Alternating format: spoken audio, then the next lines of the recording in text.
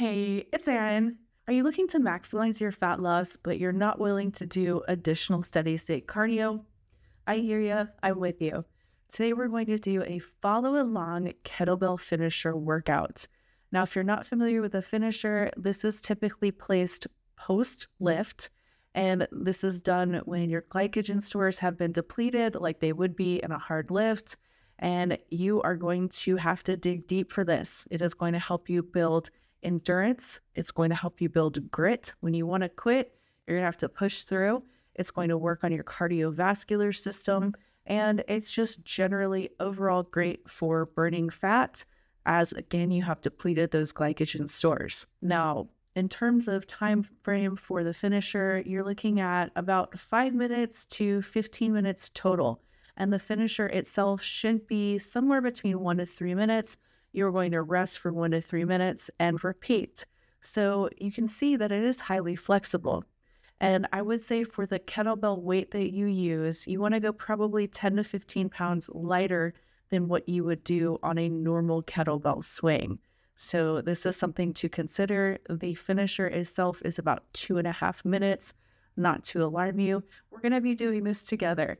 And you're going to do 10 reps of each exercise as we go through them. And don't worry, you don't have to remember them. You can screenshot them. I'll leave them in the description below. Just a fair warning. I may do 11 reps. I might do 9 reps on some of these because once I get past 8, my brain kind of shuts off.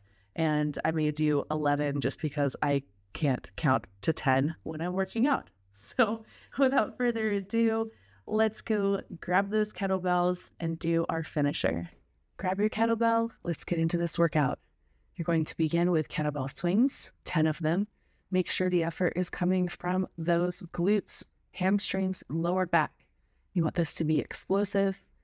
Think about breathing throughout, keeping your core tight, keeping your back flat, weight through the heels. Right into goblet squats. Hold that kettlebell from end to end, keeping it close to your collarbone, keeping your chest up.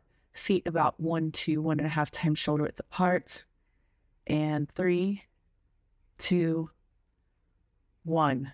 Great job. We're going right back into kettlebell swings. 10, 9. You've got this. Push through the posterior chain. Use your arms to guide. Breathe. Almost done. There you go. In 1. Good job. Right into RDLs. Change your grip if you need. Push your weight through the heels. Hinge through the hip.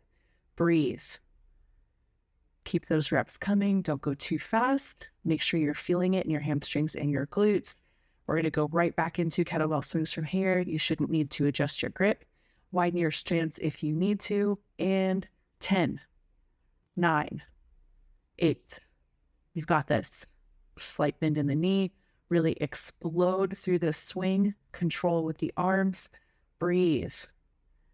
3, 2, 1. There you go. Now we're going right into rows. Adjust your grip if needed. I like to grip a little bit lower. Breathe. Keep the back flat. Think of pulling through the elbow, keeping your elbows close to your body. Soft knees. There you go. We're almost through. All right. Back to kettlebell swings. It's our last one. 9, 8, 7. Remember to explode. Use your glutes. Use your hamstrings. Rest. Push that kettlebell. Come on. Finish strong. All right. Place that kettlebell on the floor, and you're going to put your hands on top.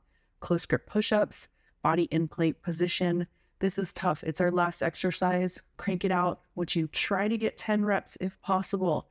Come on, you've got this. Switch to your knees if you have to. It's totally fine. Crank it out. Almost done. Breathe. And great job. Now take a break. 1 to 3 minutes. Get some water. You're done. Once you've wrapped up with the finisher, you have the option to be done for the day. And if this is your first time doing them, I would suggest just doing that one round.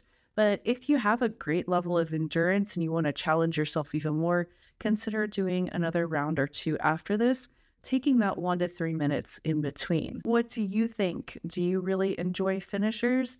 Personally, I don't enjoy them, but I love the results that they give. It's almost like you wake up the next day and you can feel a little bit tighter, a little bit leaner, and it has a very similar effect to me that HIIT has. What would you like to see next? Do you want to see more of these types of videos? Let me know in the comments. And another thing before we go, when you do those kettlebell swings, I want you to make sure that you choose a kettlebell that is heavy enough to where you're not pulling it with your upper body as you get tired. The kettlebell swing itself always comes from posterior chain effort.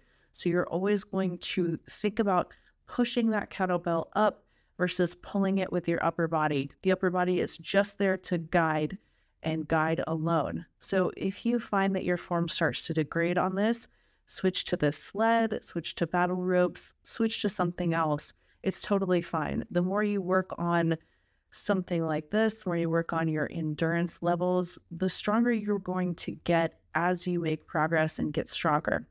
All right, that's it for this time. Until next time, train hard, train smart, y'all. Thanks for watching, and thanks for training with me.